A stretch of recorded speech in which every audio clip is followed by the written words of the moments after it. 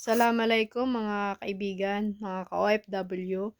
Ituturo ko naman po sa inyo kung papaano ang pagbigkas ng sa Arabic ang magandang araw, pagtawag sa umaga, sa gabi, sa hapon, at sa madaling araw.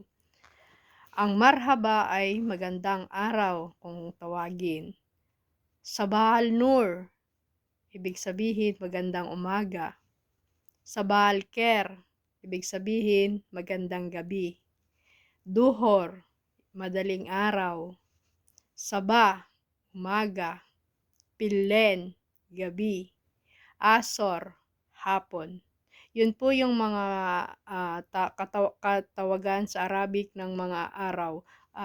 Sa magandang araw, sa umaga, sa hapon, sa gabi, sa madaling araw. Ganun ho ang pagbigkas ng Arabic